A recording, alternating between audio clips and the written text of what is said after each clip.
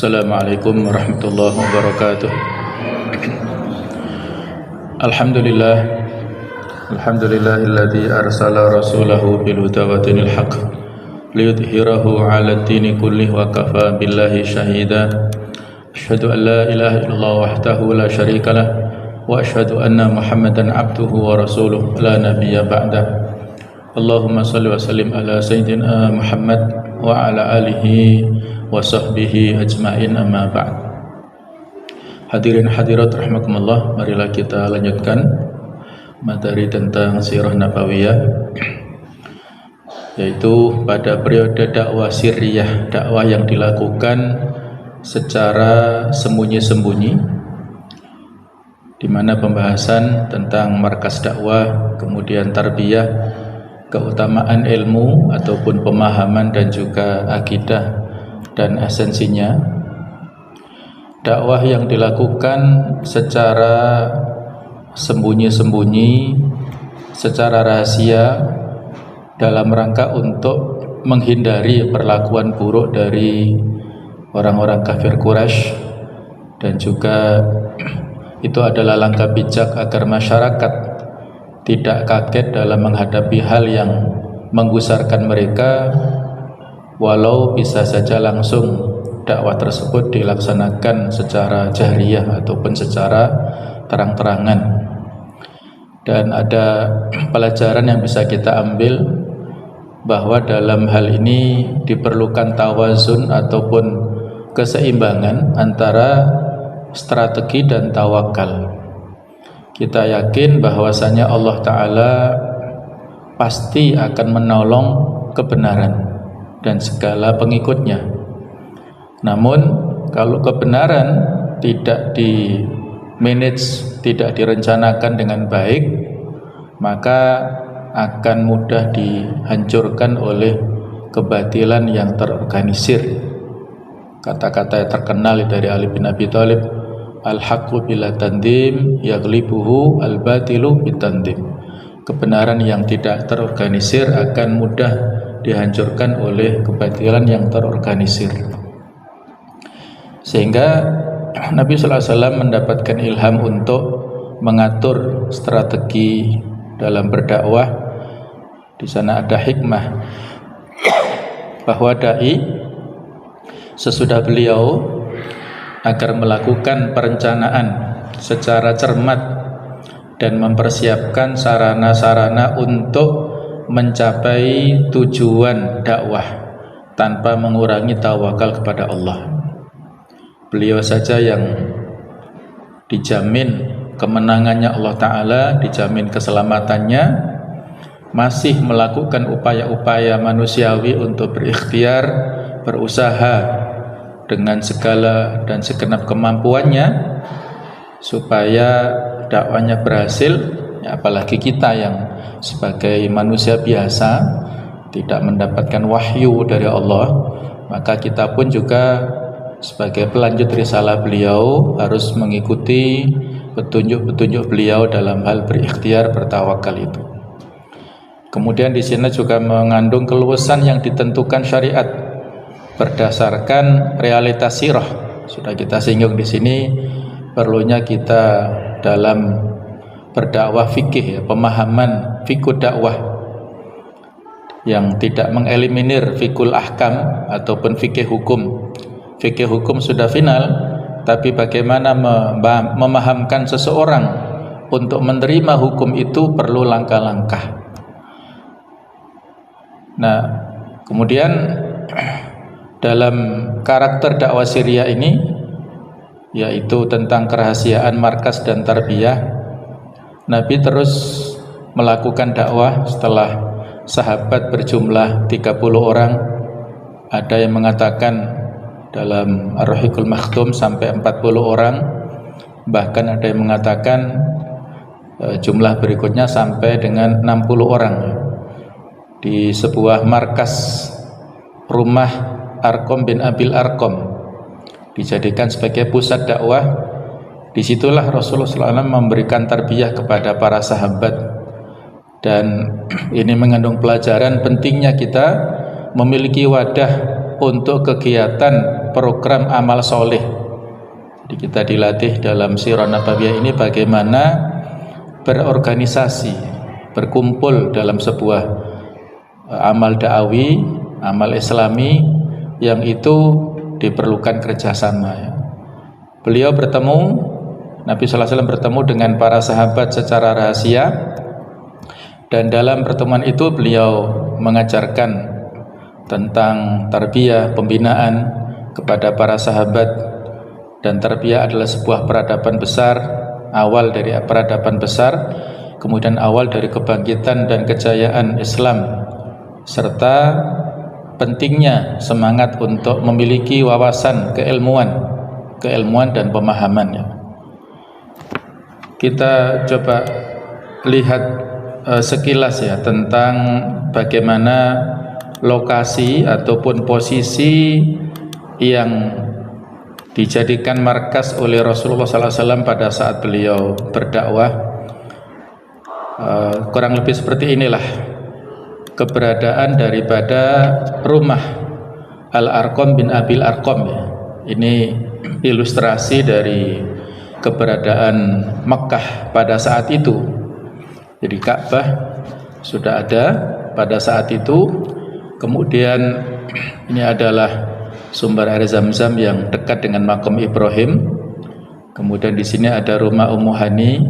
Kemudian ada pintu Bani Syaibah. Bani Syaibah adalah Bani Abdul Muttalib. Syaibah itu adalah nama lain daripada Abdul Muttalib. Kemudian rumah daripada Al-Abbas, paman beliau. Nah, di sini agak jauh adalah rumah daripada Khadijah bintil Khuwailid, istri Rasulullah SAW. Dan yang dekat dengan Hijr Ismail ini adalah Darun Nadwa, tempat parlemen atau sidangnya orang-orang pemuka Quraisy. Mereka dalam melakukan pembicaraan penting, termasuk bagaimana mensikapi menghentikan dakwanya Nabi Muhammad yang akhirnya diputuskan untuk dilakukan penyergapan dan penyerbuan ataupun pengepungan ke rumah beliau itu adalah di Darun Nadwa ini. Dan yang menjadi sentral pembahasan adalah ini, rumah Al-Arqam bin Abil Arqam. Rumah ini walaupun berada di pusat Mekah, dan Mekah saat itu ya tidak seramai saat ini. Saat itu masih sempit ya, masih kecil, tetapi tidak terpantau. Inilah uniknya beliau mengambil rumah Al-Arqam ini sebagai pusat dakwahnya, pusat pengembangan dan pembinaan kepada para sahabat, karena beberapa alasan. Di antaranya bahwasanya rumah ini memiliki tempat untuk bertemu dalam jumlah yang besar, dan orang-orang yang masuk dari sini atau memasuki rumah ini tidak lewat pintu depan, tapi ada pintu belakangnya ya, sehingga tidak terketahui. Di arahnya di sini sebelah timurnya Bukit Sofa. Kurang lebih kalau jarak antara rumah ini dengan Ka'bah ya sekitar 500 meteran. Jadi saat itu betul-betul tidak terdeteksi pertemuan yang diadakan di sini. Padahal bertahun-tahun Nabi Muhammad mengadakan pertemuan di sini. Karena Al-Arqam bin Abil Arqam itu seorang pemuda yang usianya relatif masih muda, kurang lebih sekitar 16 tahun saat itu. Jadi itu dipilih ya, tidak disangka, karena menurut prediksi daripada orang-orang kafir Quraisy, Nabi Muhammad ini memilih rumah tokoh-tokoh yang masuk Islam, apakah Abu Bakar ataukah Utsman ataukah Abdurrahman bin Auf. Nah, ternyata tidak di tokoh-tokoh itu, namun di rumah seorang pemuda ini. Dan dipilih rumah beliau ini karena Al-Arqam bin Abil Arqam ini dari suku Bani Makhzum. Suku Bani Makhzum ini adalah satu marga atau satu keluarga besar dengan Abu Jahal. Dan sejak awal ada persaingan yang kuat antara Bani Abdul Muthalib dengan Bani Makhzum ini. Jadi ini pula yang menjadikan Abu Jahal itu betul-betul sangat benci dengan Rasulullah dan selalu memusuhi beliau, itu karena ada persaingan sejak awal keberadaan daripada dua suku ini, saling bersaing gitu. Jadi dipilihlah pemuda dari suku Bani Makhzum ini, dan itu betul-betul di luar prediksi daripada orang-orang Quraisy saat itu. Dan ini juga menjadi taruhan ya, keberanian daripada Al-Arqam tersendiri. Karena kalau seandainya diketahui, maka akan dibunuh oleh Abu Jahal Al-Arqam ini. Ya, tapi memang seperti itulah takdir Allah telah terjadi ya, tidak bisa kita berandai-andai. Memang itu adalah diantara kuasa Allah Ta'ala ya, strategi yang bisa kita ambil hikmahnya, pelajaran yang sangat banyak, bahwa kadang-kadang kita juga perlu untuk memanfaatkan celah keberadaan daripada para musuh. Kira-kira siapa di antara mereka yang bisa dimanfaatkan untuk pengembangan. Nah, ini disinilah ternyata aman ya. Di situ aman, tidak diketahui oleh orang-orang Quraisy sampai nantinya dilakukan dakwah secara jahriyah. Nah, kurang lebih seperti itulah gambaran dari posisi rumah Al-Arqam bin Abil Arqam. Jadi kita kembali ke sini ya, bahwasanya pentingnya kita dalam berdakwah secara rahasia, secara terstruktur, terukur, dan kemudian di sini ada proses tarbiyah yang sudah kita singgung, ada landasan di dalam surah Al-Jumu'ah ayat yang kedua. Jadi ada proses dalam beliau memberikan pembinaan kepada para sahabat. Ada 3 aktivitas, yaitu yatlu alaihim ayatihi, beliau membacakan kepada mereka ayat-ayat Allah Al-Quranul Karim. Wa yuzakkihim, memberikan proses tazkiyah, pembersihan jiwa kepada para sahabat yang hadir saat itu. Wa yu'allimuhumul kitab wal hikmah, mengajarkan kepada mereka Al-Quran dan As-Sunnah.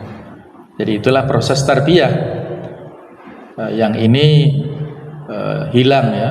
Jadi kalau model pendidikan yang kita laksanakan di negara kita ini, nilai-nilai seperti ini satu demi satu mulai hilang ya.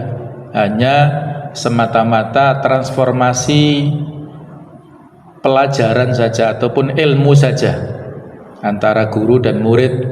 Guru punya pemahaman, disampaikan kepada murid, hanya sekedar itu proses pendidikan di kita.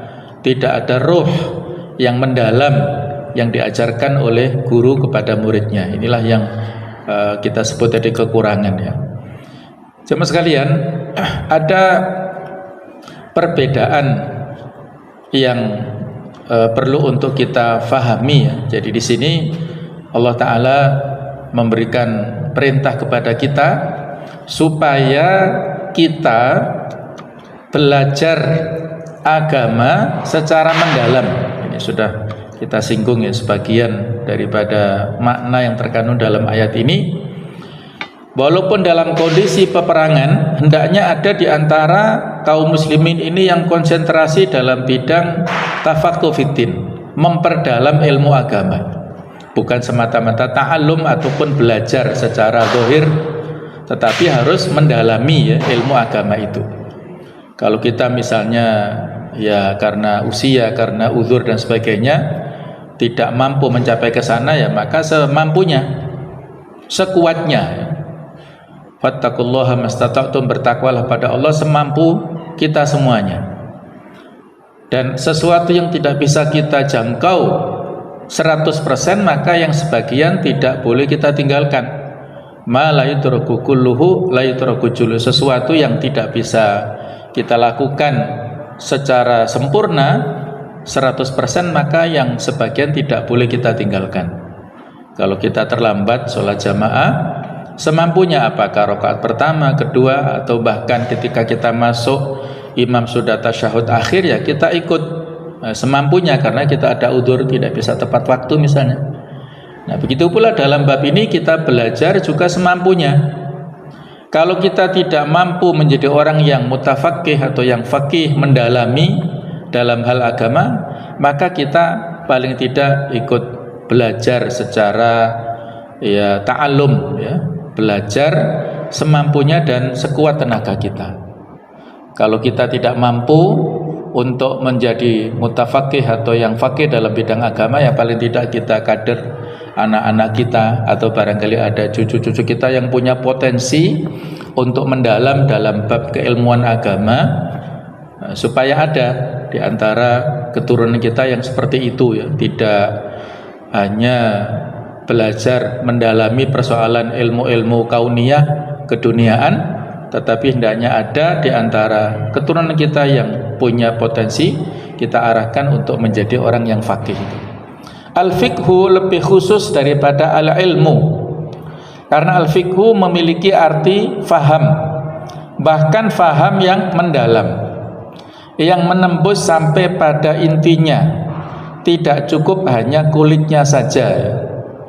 Kalau al-ilmu, ya, mengetahui, itu sebatas kulitnya dan mungkin dia mengamalkan ataupun tidak. Orang yang belajar misalnya tentang fikih sholat, kalau dalam hal persoalan ta'alum, mempelajari dari sisi keilmuan, dia tahu, oh sholat ini rukunnya begini, tata caranya begini, tapi pelaksanaannya bagaimana itu tidak ada kontrol, ya, tidak ada perhatian.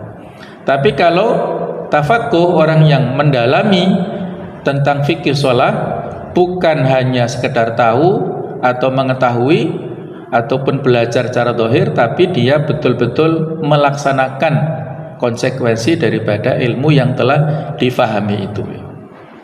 Nah, itulah bedanya, ya, kekurangan kita di dalam dunia pendidikan, apalagi di dunia pesantren, ya, itu ya barangkali dari sisi pemahaman ini, paham untuk diamalkan, bukan paham sekedar tahu, ya. Jadi ini PR kita bersama, karena tantangan sekarang ini lebih berat untuk generasi sekarang, generasi Z, ya, lebih berat daripada generasi sebelumnya.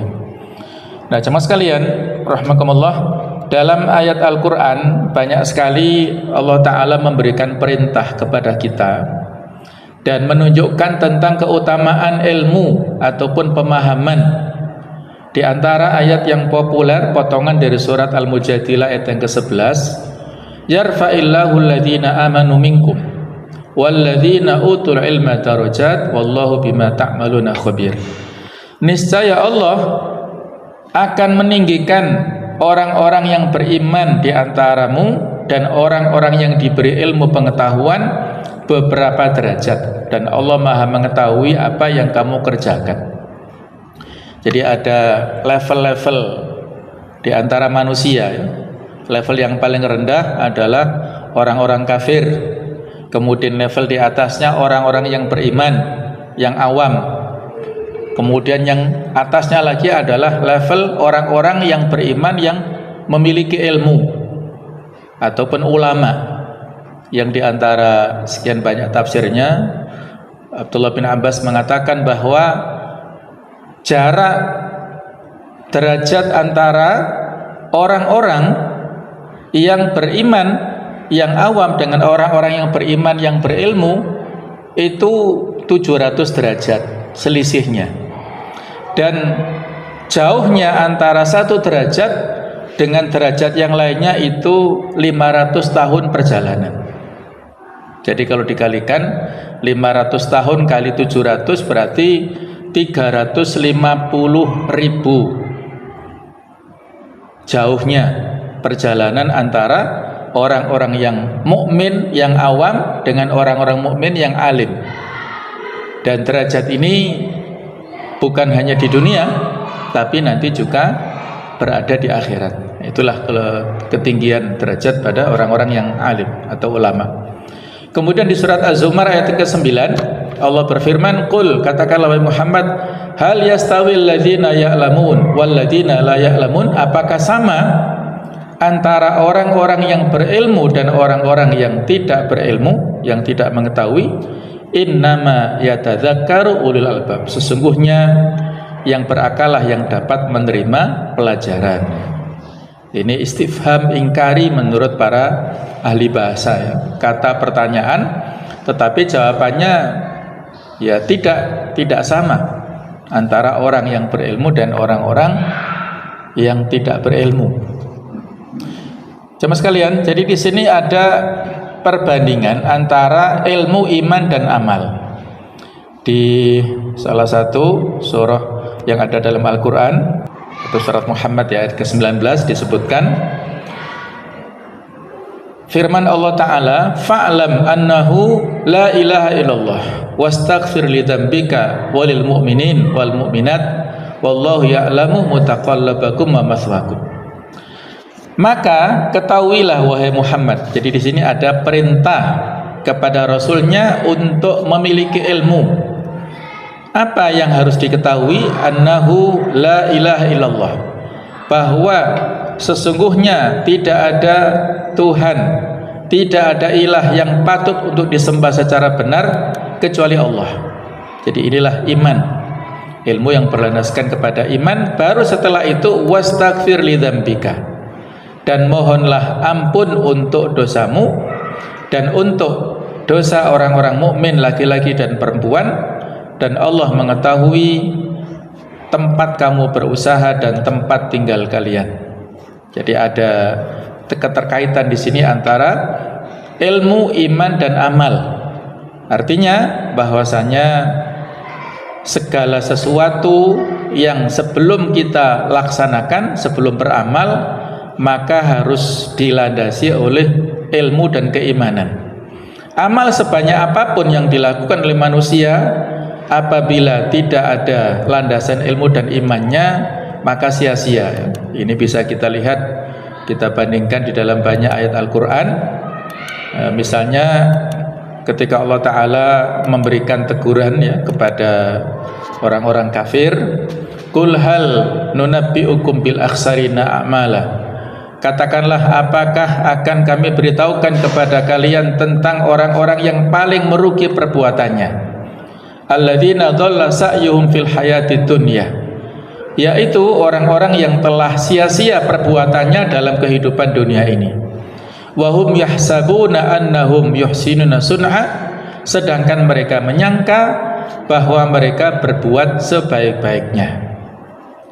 Ayat ini memang banyak para mufasir yang berpendapat peringatan untuk orang-orang kafir. Mereka banyak melakukan amal-amal, aktivitas, a'mala di sini ya, tetapi aktivitas ini tidak membawa keuntungan, malah membawa kerugian ya. Kalau di surat Al-Ghasyiyah disebutkan amilatun nasibah, orang itu beramal yang melelahkan tetapi tidak ada gunanya. Kenapa demikian? Karena amal-amal yang dilakukan oleh orang-orang tersebut tidak berdiri di atas pondasi keimanan. Walaupun mereka banyak memberikan infak ataupun berupa donasi-donasi kemanusiaan, bahkan mungkin ada sebagian di antara orang kafir yang memberikan bantuan kepada saudara-saudara kita di Palestina, tapi itu hanya untuk keperluan dari sisi kemanusiaan. Pahalanya tidak sampai kepada Allah Ta'ala karena tidak ada landasan iman ya, di dalam diri mereka. Jadi mereka itulah orang-orang yang seolah-olah merasa yuhsinuna, mereka itu melakukan perbuatan yang baik, tetapi karena tidak dilandasi dengan keimanan maka menjadi sia-sia. Afaman zuyina lahu su'amali fara'ahu hasanah, maka apakah orang yang dijadikan syaitan menganggap baik pekerjaannya yang buruk lalu dia meyakini pekerjaan itu baik, sama dengan orang yang tidak ditipu oleh syaitan ya. Jadi ini lebih umum, bukan hanya orang-orang kafir tapi juga orang-orang mukmin.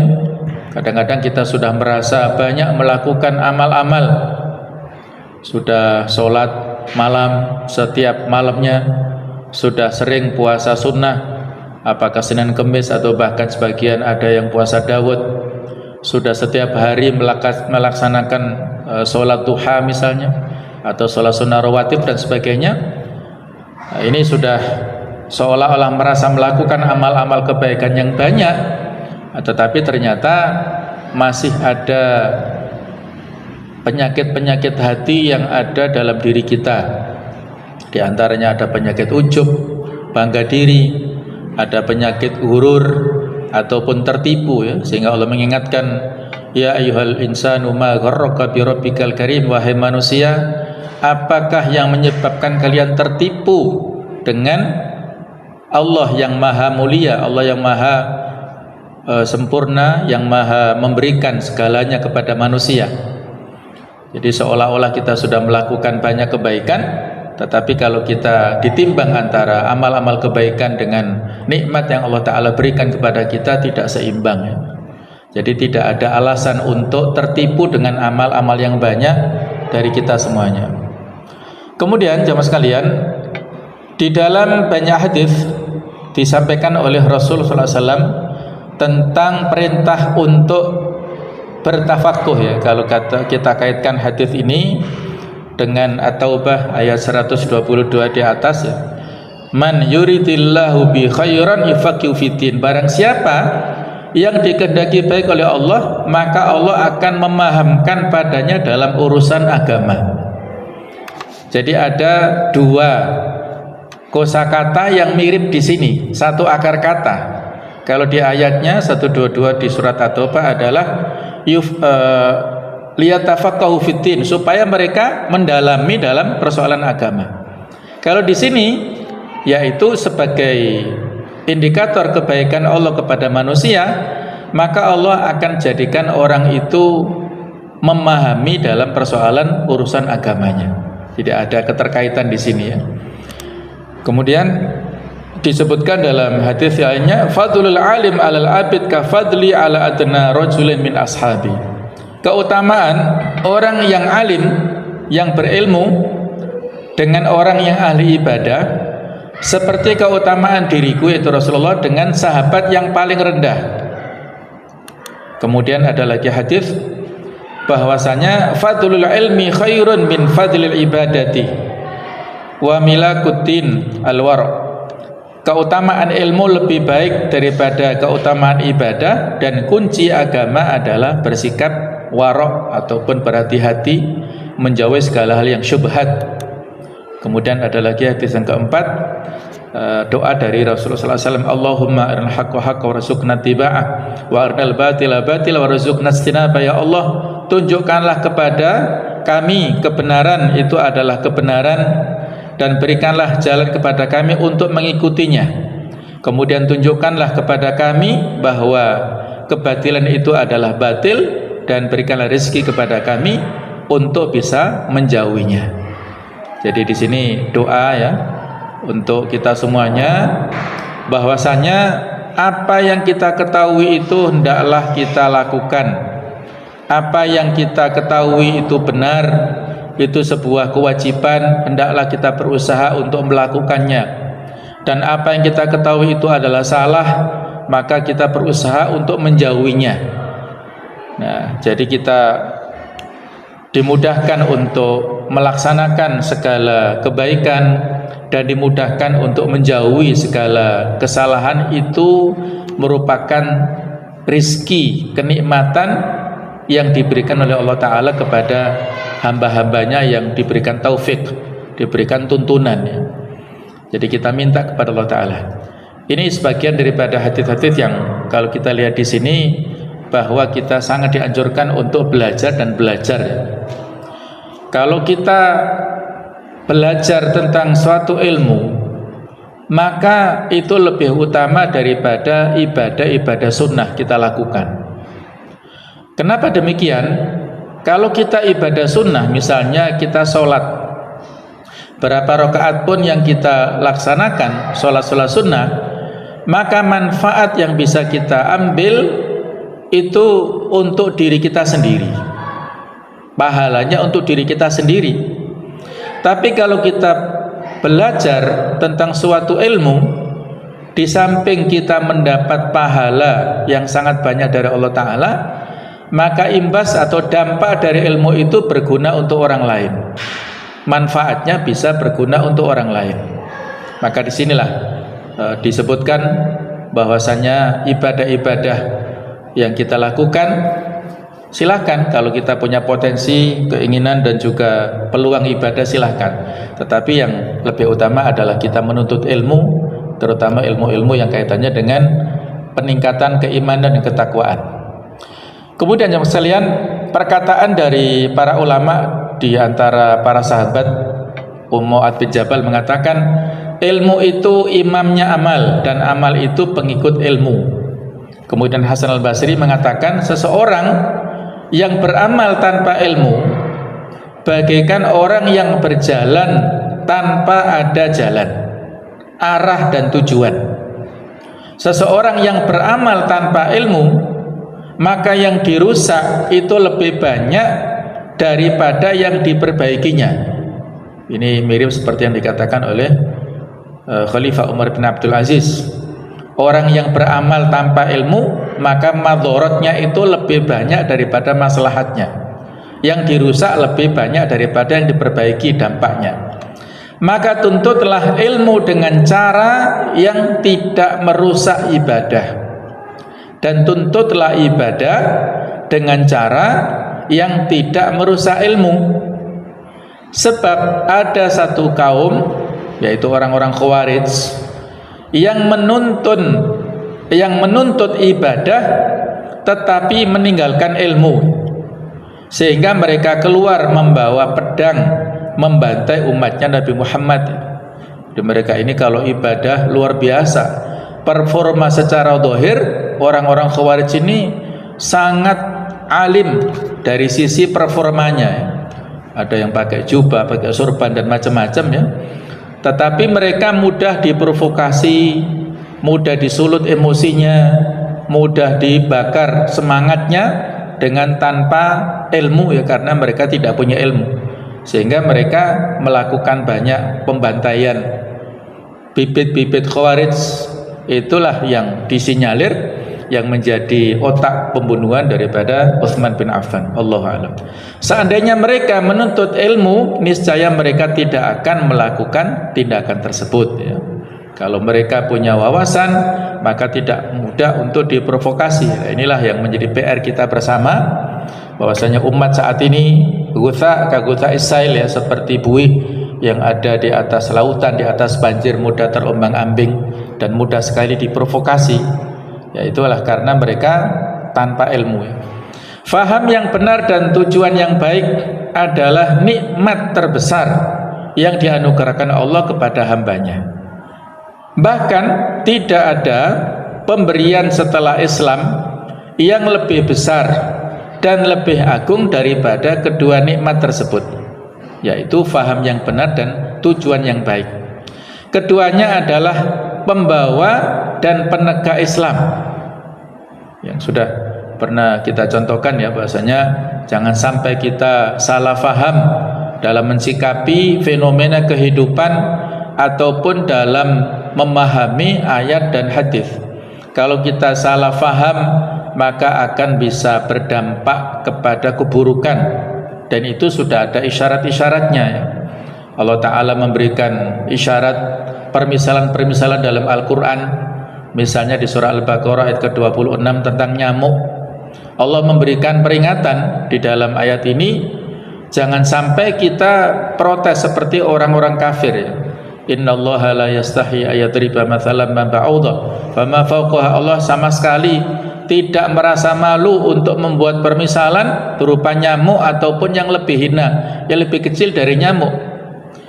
Adapun fa'amal ladzina amanu faya'lamuna annahul haqqu mir rabbihim. Orang-orang yang beriman itu mengetahui bahwasanya permisalan itu datang dari Allah, kebenaran yang datang dari Allah. Wa ammal ladzina kafaru, adapun orang-orang kafir mereka protes. Fayaquluna madza aradallahu bihadza masalah. Apa yang Allah inginkan dengan contoh ini? Jadi mereka protes, apa sih maksudnya? Betapa nyamuk yang begitu kecil, yang begitu hina, yang tidak berarti, bahkan banyak menimbulkan maldorot, versi orang-orang kafir yang tidak menggunakan akal pikirannya ya. Tapi orang-orang beriman melihat dari sudut pandang yang positif. Dengan nyamuk maka akan tersedia banyak lapangan pekerjaan, ada pabrik-pabrik baygon ataupun yang sejenisnya, alat-alat yang bisa membasmi nyamuk, yang dengan berdirinya pabrik direkrut banyak tenaga kerja yang bisa meningkatkan perputaran ekonomi di masyarakat. Dengan adanya nyamuk ada sekian banyak dokter yang bisa mendapatkan ma'isyah dan pendapatan. Dengan adanya nyamuk maka kita akan bisa hati-hati, waspada untuk menjaga kebersihan dan sebagainya. Ini fenomena yang bisa menjadikan orang-orang yang beriman, punya akal, punya pikiran, melihat dari sudut pandang yang positif. Di samping memang nyamuk ini luar biasa, tidak memiliki tulang, tetapi para ahli mengatakan nyamuk yang begitu kecil di kepalanya yang seperti itu ternyata punya 100 mata yang tidak bisa kita lihat. Punya 100 mata, kita manusia saja cuma 2 matanya. Nyamuk yang sekecil itu 100 mata. Dan dia ini memiliki 3 jantung. 3 jantung ini, yang satu jantung utama, yang satu jantung untuk menggerakkan sayap kanan, yang satu jantung menggerakkan sayap kiri. Luar biasa. Tidak ada profesor doktor seahli apapun yang mampu menciptakan nyamuk ini. Walaupun dia sudah S3 atau postdoktoral, itu nggak ada yang punya keahlian membuat nyamuk ini.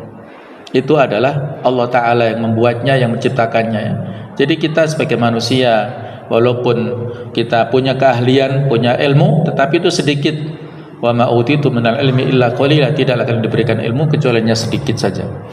Jadi ilmu itulah yang bisa mengantarkan seseorang faham yang benar dan tujuan yang baik. Itu nikmat yang besar. Jamaah sekalian, kita kembali kepada karakter dakwah Siriyah, yaitu perbaikan akidah ini. Akidah sebagai prioritas utama. Ada konsentrasi pada penanaman akidah. Nabi memulai dakwah Siriyah dengan fokus utama pada akidah, bahkan sampai 13 tahun pada fase dakwah Mekah. Ayat-ayat tentang ayat Makkiyah itu fokus tentang keimanan dan perbaikan akidah.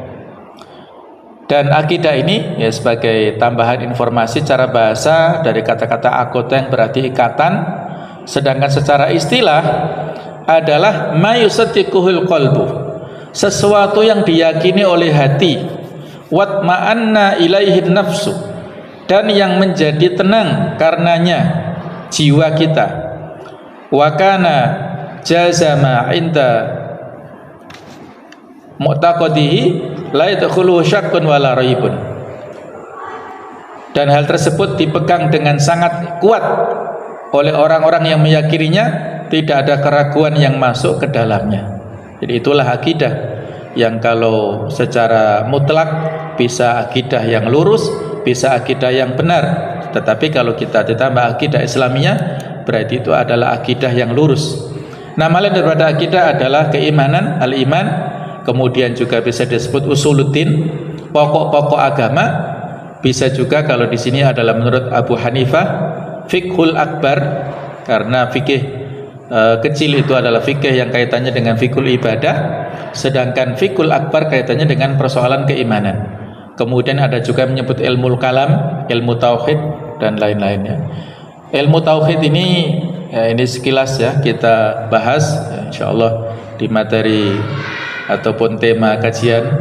Ada akidah, ada tauhid, ini hanya sekedar untuk lintasan ya, supaya kita mengingatkan apa yang sudah kita ketahui. Ilmun yubhatsu fi itsbatil aqaid adiniyah, yaitu suatu ilmu yang membahas tentang pengokohan akidah-akidah, keyakinan-keyakinan agama bil adillatil yakiniyah, dengan dalil-dalil yang yakin, al-aqliyah, yang pendekatan secara rasional, wan naqliyah, dan juga pendekatan secara tekstual. Jadi perpaduan bahwasanya sumber-sumber dalil akidah itu apakah dalil-dalil akli ataupun dalil-dalil naqli, semuanya dikomparasikan. Allati tuzilu kulla syakkin, yang menghilangkan segala keraguan. Wa huwal ilmu alladhi yakshifu batilal kafirin, itulah ilmu yang bisa mengungkap kebatilan orang-orang kafir, wa syubhatihim, dan keraguan-raguan syubhat yang dilontarkan mereka, wa akadzibahum, dan juga kebohongan-kebohongan mereka, wa bi tastakirun nufus, yang dengannya jiwa kita menjadi tenang, menjadi eksis, wa tatmainnul qulub bil iman, dan menjadi tenanglah, menjadi tentram hati kita dengan keimanan. Wa summiya bi ilmi tauhid, dan dinamakan ilmu ini disebut ilmu tauhid, li anna ahamma buhuthihi huwa tauhidullah, karena pembahasan yang paling penting yaitu mentauhidkan Allah, mengesahkan kepada Allah Ta'ala. Sebagaimana Allah berfirman, afama ya'lamu annama unzila ilaika mir rabbikal haqqu kaman huwa a'ma innama yatadzakkaru ulul albab. Jadi, adakah orang yang mengetahui bahwasanya apa yang diturunkan kepadamu dari Tuhanmu itu benar, sama dengan yang tidak, yang buta, maksudnya hanyalah orang-orang yang berakal saja yang dapat mengambil pelajaran. Kemudian tambahan, ya, mengapa akidah? Bahwasanya di sana ada hikmah kedudukan dan esensi akidah. Akidah yang benar merupakan syarat untuk mendapatkan surga. Akidah adalah pokok agama ataupun pondasinya, dan syarat sah dan diterimanya amal. Banyak ayat, diantaranya surat Az-Zumar 65 ini, walaqad uhiya ilaika wa ilal ladzina min qablik la in asyrakta la yahbatanna amaluka wa la takunanna minal khasirin. Dan sesungguhnya telah diwahyukan kepadamu dan kepada nabi-nabi yang sebelummu. Jadi nabi kita diberikan ancaman yang berat seperti ini, apalagi kita umatnya, ya. La in asyrakta, apabila engkau melakukan kesyirikan wahai Muhammad, la yahbatanna amaluka, pasti akan hapus amal-amalmu, wala takunanna minal khasirin, dan engkau termasuk di antara orang-orang yang merugi. Jadi inilah kenapa kita sangat ditekankan supaya menjauhi kesyirikan. Syirik yang bisa menghapus amal adalah syirik yang besar, asyirkul akbar, syirik dalam bentuk penyembahan kepada siapapun selain Allah. Itulah yang bisa menghapuskan amal-amal kebaikan. Nabi saja diberikan ancaman, apalagi kita umatnya. Kalau kita melakukan kesyirikan, maka akan terhapus amal-amal. Dan inilah inti daripada dakwah yang dilakukan oleh para nabi dan rasul dulu. Jadi ada esensi dakwah yang dilakukan oleh para nabi dan rasul, u'budullaha ma lakum min ilahin ghairuh. Jadi totalitas perintahnya adalah untuk beribadah kepada Allah, dan tidak ada yang patut diibadai selain Allah. Jadi ini sama, kalimat-kalimat ini sama dengan kalimat tauhid, la ilaha illallah. Perintah untuk ibadah, yaitu yang ada dalam illallah penetapannya, sedangkan tidak ada ilah, yang bisa diibadai adalah kata-kata la ilaha itu. Itu adalah kalimat tauhid. Agama yang dibawa oleh para rasul itu sama, adalah agama tauhid. Dan inilah merupakan ciri ataupun karakter dakwah siriyah yang pertama-tama ini. Iman sebelum halal dan haram. Jadi kalau kita ingin menyelesaikan persoalan umat yang ada sekarang ini, yang sekarang banyak sekali persoalan yang dihadapi oleh umat Islam, maka sebelum persoalan-persoalan kaitannya dengan masalah fikih, masalah halal haram, masalah hukum, atau masalah muamalah, maka yang paling inti itu adalah bagaimana kita dakwahkan tauhid, akidah yang benar kepada mereka.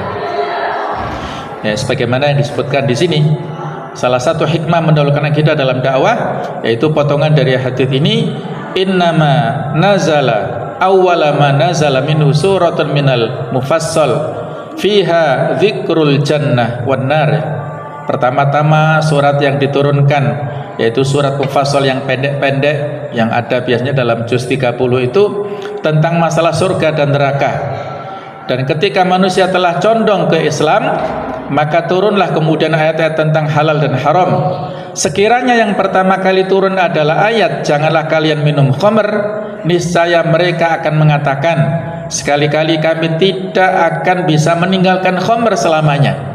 Dan sekiranya juga yang pertama kali turun adalah ayat janganlah kalian berzina, niscaya mereka akan berkomentar, kami tidak akan meninggalkan zina selamanya. Karena perbuatan-perbuatan ini sudah banyak mendarah daging dilakukan oleh orang-orang kafir Quraisy saat itu. Kalau langsung diberikan beban taklif kepada mereka tentang masalah hukum-hukum, mereka susah untuk mengerjakannya. Jadi disentuh dulu dengan aspek-aspek ruhiyah hatinya, keimanannya. Ada konsekuensi surga untuk yang berbuat baik, konsekuensi neraka untuk yang berbuat buruk. Jadi pendekatan-pendekatan masalah pertanggungjawaban ini. Demikianlah ciri-ciri daripada dakwah siriyah, mudah-mudahan bisa kita fahami dan bisa kita ambil hikmah dalam kehidupan kita saat ini. Semoga ada manfaatnya. Kurang lebih maaf seikhlas-ikhlasnya. Subhanakallahumma bihamdik asyhadu an la ilaha illa anta astaghfiruka wa atubu ilaik. Wassalamualaikum warahmatullahi wabarakatuh.